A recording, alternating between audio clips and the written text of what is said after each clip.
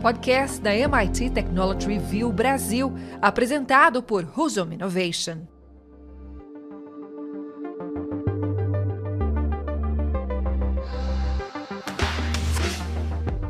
Olá, sejam bem-vindos e bem-vindas ao podcast Energy Center da MIT Technology Review Brasil. Eu sou Hudson Mendonça, editor executivo da MIT Technology Review e sócio fundador da Husum Innovation. No episódio de hoje, temos a honra de receber aqui em nossos estúdios virtuais Ingrid Bart, presidente da Associação Brasileira de Startups, mais conhecida como AB Startups. E aí, Ingrid, tudo certo? Muito obrigado pela presença. Tudo excelente, eu que agradeço o convite, participação e todo o empenho que vocês colocam também para a gente discutir esse tema que, além de eu gostar muito, são muito relevantes para a gente, principalmente nesse momento. Excelente, Ingrid. E para me ajudar a tocar essa entrevista, tenho mais uma vez aqui Tomás Gomes, jornalista especializado em tecnologia e inovação. E aí, Tomás, tudo certo? Oi, Hudson, tudo certo? E você? Oi, Ingrid, bem-vinda, prazer. Pessoal, tudo bom?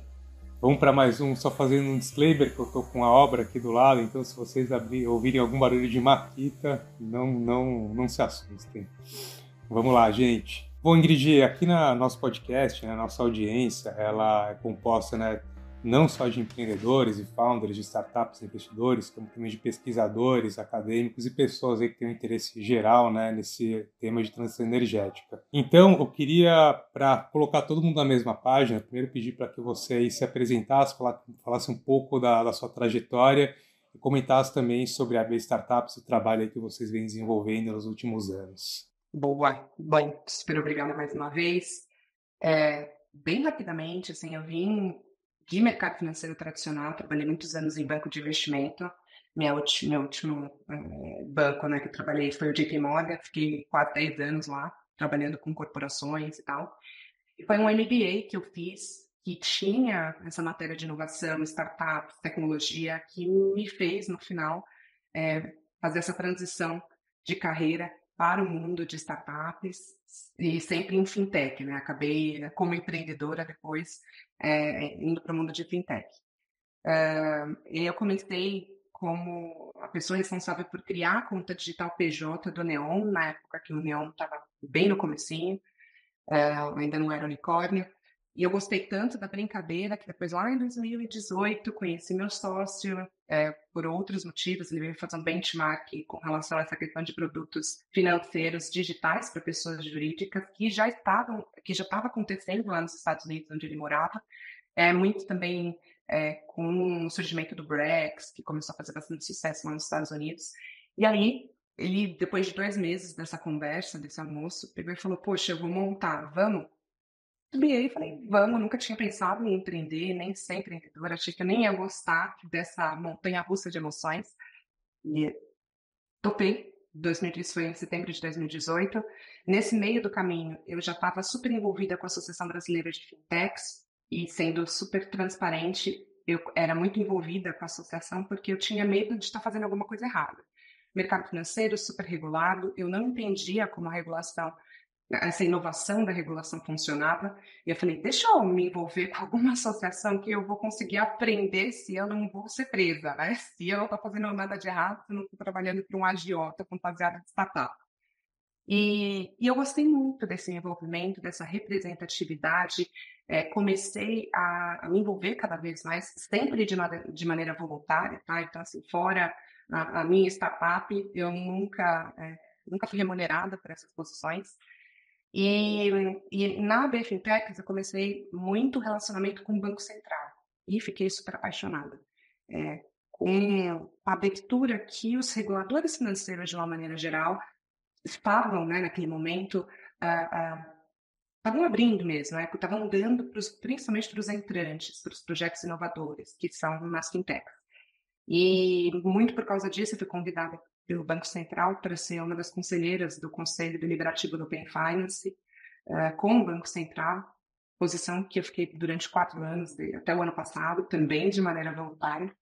E aí, em 2021, eu já estava como vice-presidente da B Startup, e eu saí da B Fintechs para ir para a B Startup, muito com esse viés de levar também inovação, esse relacionamento para outros reguladores, não só o financeiro. Em 2021, eu vendi o Linker para a OMIE, foi muito legal, muito bacana, assim, tipo, eu vendi o Linker e assinei os últimos papéis ali da venda na maternidade, literalmente, porque estava parindo. E não é um filho empresa, era um filho ser humano, uma menina. E fiquei durante 2 anos na operação, saí mais ou menos há uns 3 meses, 4 meses atrás. Estou building something new. Ai, estou chique, ai. Estou nesse processo ali de construção, né, de um novo projeto. Estou agora também como presidente da Bem Startup. Sou conselheira do conselho, conselhão, né, da Presidência da República. Também estou como presidente do grupo do G20 de startups pequenas e médias empresas, convite que eu recebi no começo do ano passado e que está sendo um grande presente para mim, principalmente para eu ressignificar o Brasil, ressignificar a nossa posição na inovação mundial, ressignificar e conhecer bastante e ficar cada vez mais apaixonada pelo Brasil, pelo brasileiro, pelos nossos empreendedores e por tudo que a gente já está fazendo. Então, não tem mais aquela história de país do futuro, a gente já é o país do presente. Um pouquinho autoestima, mas estamos nesse caminho de mostrar realmente que a gente é e fazer com que todas as pessoas também ressignifiquem essa relação que a gente tem com o país, porque Deus é brasileiro também, tenho certeza. E é um pouco dessa jornada. Muito resumidamente. Fantástico esse seu finalzinho, né? Esse seu ponto aí, plugando com o governo, né? Eu falo meu background aí por muito tempo. Fui da FINEP, Ministério de Ciência e Tecnologia, né? Sempre bom quando a gente consegue discutir, né, as ações privadas ajudando governos, né, a construir. E eu queria te fazer uma pergunta um pouco mais específica sobre a área de energia e sustentabilidade. É uma área que a gente tem visto que o Brasil, de fato, pode ser uma grande liderança global. A gente tem todos os elementos para isso, a matriz energética mais limpa do mundo, uma série de grandes empresas, tem a questão da Amazônia, a gente falava um pouquinho aqui antes sobre isso, tem uma série de vantagens, né, de posicionamento que o Brasil pode ser uma liderança cada vez maior global nessa área e, obviamente, as startups deverão ter um papel importante em tudo isso, como tiveram, né, no final da década de 90, na transição para a internet, as comunicações, etc. E tal. Como é que você vê o papel das startups, né, da B Startups, obviamente, nesse cenário das energy techs, clean techs que estão surgindo? Boa. Vou contar uma história bem rápida, né? Antes de começar como presidente da associação, eu ainda estava como vice-presidente da Bem Startups, tá? Eu literalmente olhei o mapa do Brasil e falei assim, qual é o ecossistema, né? Qual é a região que eu menos conheço? E dentro do mapa do Brasil, a região norte, que foi esse lugar, né? Eu falei, poxa, para eu ter um bom desempenho como vice-presidente, né? Mas depois como presidente, numa associação brasileira, eu preciso conhecer com profundidade todos os ecossistemas do Brasil. E aí, desde então, eu comecei esse trabalho de estar muito próxima da região, de ir quando a gente faz os eventos da associação, o Sapapion, para esses estados. E foi uma virada de chave na minha vida, assim. Porque eu falando aqui como sudestina, né, em São Paulo, quando a gente pensa na região norte, na Amazônia, a primeira coisa que vem na nossa cabeça, né, é mato, árvore, rio e animais, né, fauna e flora. Só que muitas vezes a gente quer que existem pessoas lá, né? Pessoas que estão tocando a sua vida, que estão trabalhando, que estão constituindo família, que estão empreendendo. E estão empreendendo de maneira brilhante, porque muitas vezes os recursos que a gente tem acesso aqui na região sudeste não chegam lá, até por esse desconhecimento que a gente tem dos projetos que surgem de lá. E aí eu botei como missão começar a dar visibilidade para a região. E é um outro ponto muito importante também, porque eu percebo que muitas vezes, quando a gente fala da região amazônica, da região norte, muita gente vai com uma postura de o que a gente pode ensinar para ele. E, na verdade, a gente não tem que ensinar nada. A gente tem que usar os nossos privilégios regionais, com essa questão da visibilidade, e compartilhar isso com eles para que eles façam o que eles já estão fazendo e que esse fluxo financeiro chegue até lá, né? Porque, de novo, a gente precisa gerar sustentabilidade nesses negócios inovadores que estão surgindo na região, que já estão lá, né? E você só gera sustentabilidade quando você fecha todo esse ciclo. Então, não é só, obviamente, a parte financeira, mas, como eu falei, visibilidade, você também aumenta o mercado consumidor, você aproxima a academia, aproxima as corporações, aproxima políticas públicas. Então, quando você dá visibilidade, usa, né, desse privilégio que até a associação tem muito, e naturalmente todas essas pontas elas começam a ser ativadas e aí a gente consegue fortalecer o ecossistema, não ajudando da maneira que normalmente a gente se coloca, mas, de novo, fortalecendo, empoderando os empreendedores de lá a continuar esse trabalho fantástico que eles fazem e, de verdade, eles tiram leite de pedra. Tem uma frase que normalmente eles falam lá que é prosperar na escassez. E essas pessoas, elas precisam também assumir esse protagonismo nas discussões globais. Porque, de novo, não dá para a gente falar de Amazônia sem Amazônia. E eu vejo muito que, enquanto a gente não sentar nessa cadeira, não assumir esse protagonismo que é nosso, só pode ser nosso, outros países farão. Só que aí farão a maneira deles, né? Que muito provavelmente não vai englobar ali as nossas necessidades e nem o nosso protagonismo.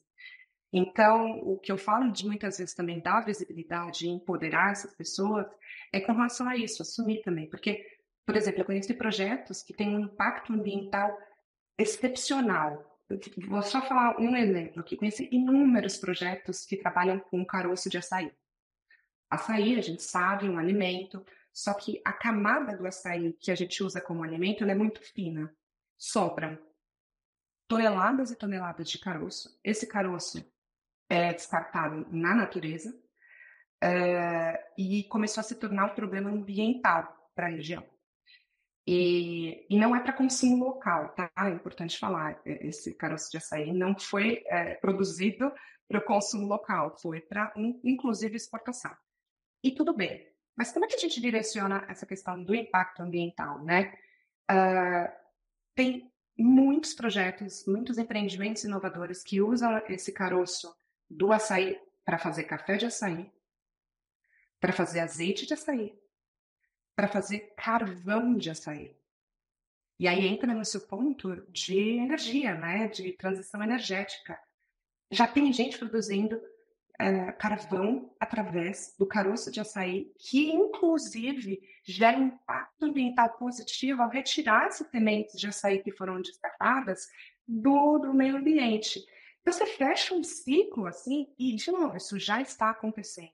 Cadê a gente se posicionando como inovador, como pioneiro, como vanguarda da inovação na área de energia e sustentabilidade com os projetos que já estão acontecendo?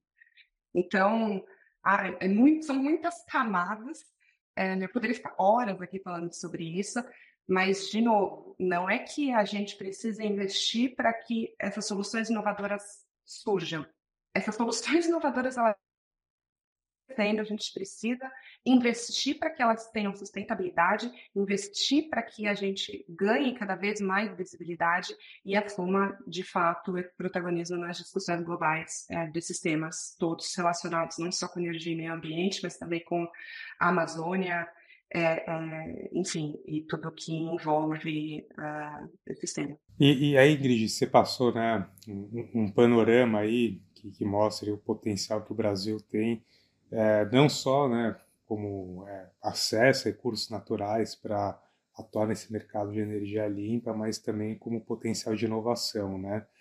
Dentro disso, eu queria daí fazer uma pergunta um pouco mais fechada, que é como é que você enxerga a maturidade desse ecossistema de startups que trabalham atuando, né, em soluções de energia limpa e outras tecnologias relacionadas a esse movimento, né?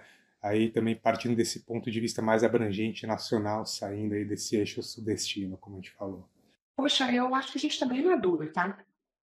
No final, o ecossistema ele acaba tendo de tudo. Mas, como eu falei, tirando, né, a região sudeste, que é onde se concentra, infelizmente, a esmagadora maioria dos recursos provenientes desses projetos, pegando todo o resto do Brasil, ah, poxa, com os recursos que eles têm, com os acessos e com a visibilidade que eles têm, é quase um milagre o que está acontecendo, tá? Então, assim, são projetos realmente maduros, muita gente também vindo da academia, então, pesquisadores, muitos projetos provenientes de pesquisa e desenvolvimento vinculados à academia, a universidades públicas principalmente.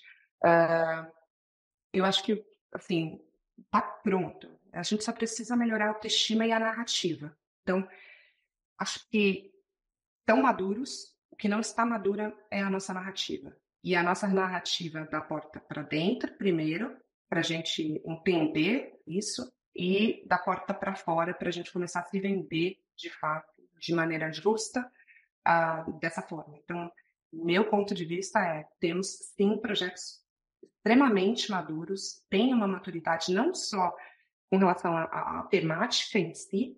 Poxa, vamos falar do etanol?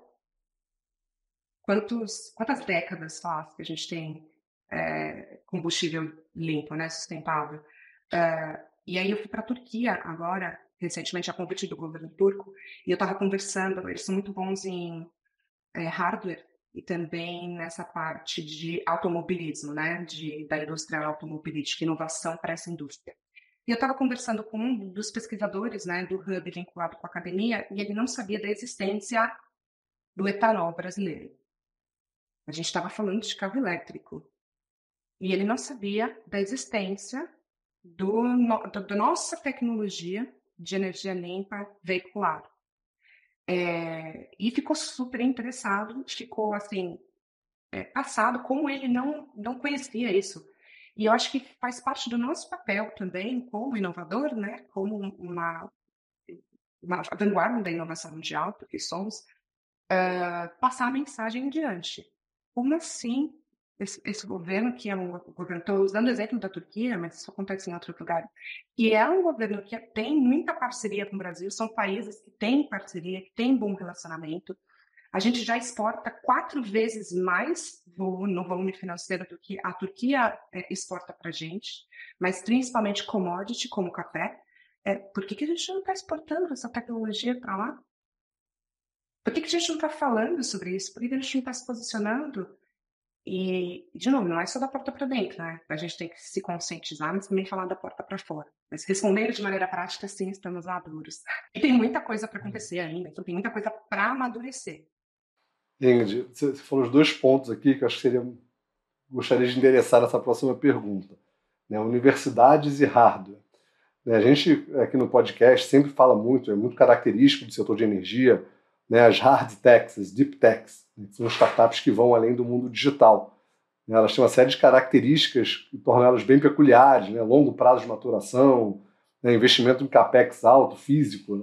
Né? A gente fala, já citou aqui algumas vezes, a Commonwealth Fusion Systems, uma startup de inovação disruptiva lá do MIT, que já recebeu $2 bilhões de investimento, está longe de chegar no mercado ainda, porque é muito investimento em ativo físico, né, tem propriedade intelectual, tem uma série de outras, né, dimensões que as startups digitais não precisam encarar, né, cadeia de suprimentos, né, coisas assim.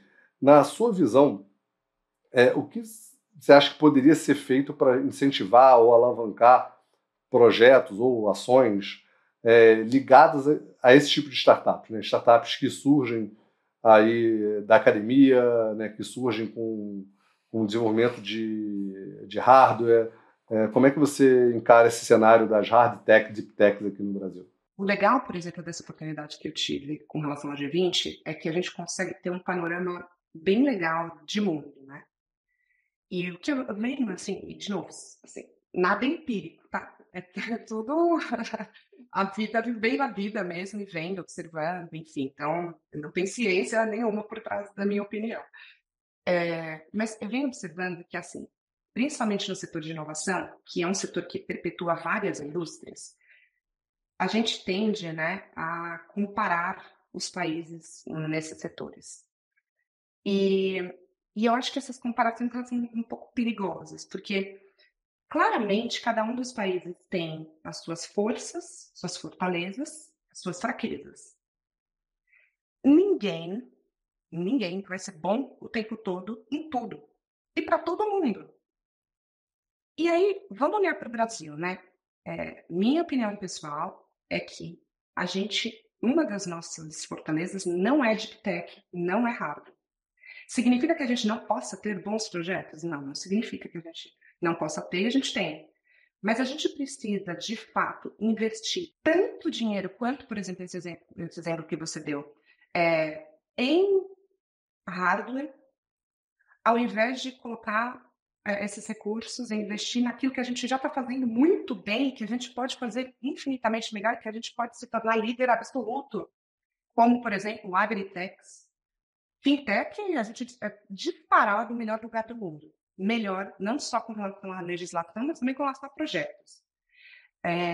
Então, assim, eu acho que a gente tem que, às vezes, parar de ficar comparando tudo o tempo todo e a gente precisa focar naquilo que a gente faz melhor, focar e não precisa não olhar para outras coisas, mas focar naquilo que a gente é melhor. Isso posto, a gente pode também se aproximar de quem complementa aquele nosso conhecimento, que já está fazendo isso muito bem. E aí dá para falar vários países aqui, mas vou me atentar ali no eixo sul, que a gente costuma falar. Claramente, China, Índia, não é o eixo sul, mas é a parte de países em desenvolvimento, como a própria Turquia. Cara, eles já estão fazendo isso muito bem. Um curto que para a gente é interessante. E o que a gente faz de melhor? A gente é muito bom nas camadas superiores, por exemplo, de Deep Tech. Não acho que a gente vai criar uma AI completamente diferenciada, profunda, como o ChatGPT. Mas a gente é muito bom criando projetos em cima da inteligência artificial que alguém criou. Por quê? Porque nosso modelo mental é de criatividade. Não é um modelo mental, por exemplo, alemão, de Deep Tech, de ciência, nesse sentido mais profundo. Então, de novo, é uma opinião completamente pessoal, mas eu acho que a gente tem que focar naquilo que a gente é bom, parar de comparar, fazer essas comparações que são injustas, porque só deixa nossa autoestima pior, e se aliar a países que podem nos ajudar e vice-versa, e que podem também se beneficiar daquilo que a gente está fazendo de melhor. É polêmico, né? Mas eu acho que eu acho que fica todo mundo assim, né? Você fica com a sensação de que, cara, vem uma tecnologia nova, você tem que ser o maior especialista do mundo nessa tecnologia nova. Então, você tem que ser melhor especialista no mundo em blockchain, melhor especialista no mundo em AI, melhor especialista no mundo em IoT, em agritech, em não sei o que, tendo que você não vai conseguir ser o melhor do mundo em tudo, ninguém vai conseguir ser o melhor em tudo, e eu acho que é muita energia dispersada, tendo que essa energia poderia ser alocada para aquilo que está funcionando. Muito bom, Ingrid. A conversa está ótima, mas eu estou vendo aqui que a gente já está com o nosso tempo se encerrando, então gostaria de chamar aqui o Energy Beats, que é o nosso bloco das dicas. Vamos lá? Momento Energy Beats. Bom, pessoal, chegamos ao nosso momento Energy Beats. Segundo a nossa tradição, a primeira dica é sempre do convidada no caso. Ingrid, queria te pedir para fazer as honras da casa. Qual o seu beat de hoje? Bom, eu gosto muito de podcasts. É muito prático, como a gente sempre está em trânsito ou no trânsito. Então, até para você se atualizar com relação ao que está acontecendo, tem podcasts brasileiros incríveis que falam muito sobre inovação, tecnologia, mercado de empreendedorismo. Então, minha dica é fazer a sua curadoria ali dos melhores podcasts nesses assuntos e aproveitar o tempo que você estiver disponível no trânsito para ir se atualizando. E também, outra dica, vamos começar a criar uma narrativa nova de Brasil. A gente já é muito bom em muita coisa, a gente só precisa se enxergar dessa forma. Excelente, Ingrid. E você, Tomás, qual o seu beat de hoje? Bom, vou aproveitar então a deixa da Ingrid. eu vou recomendar um episódio do nosso próprio podcast que a gente gravou, foi em final de outubro do ano passado, que fala justamente sobre algumas Climate Text Watch, né? Empresas estão abrindo novos caminhos na transição energética global, são empresas do mundo inteiro.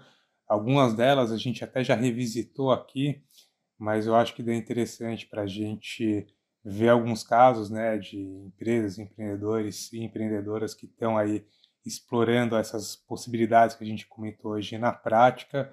E também, como faz quase um ano que a gente gravou, para quem tiver curiosidade para acompanhar qual foi a evolução desses projetos ao longo dos últimos meses.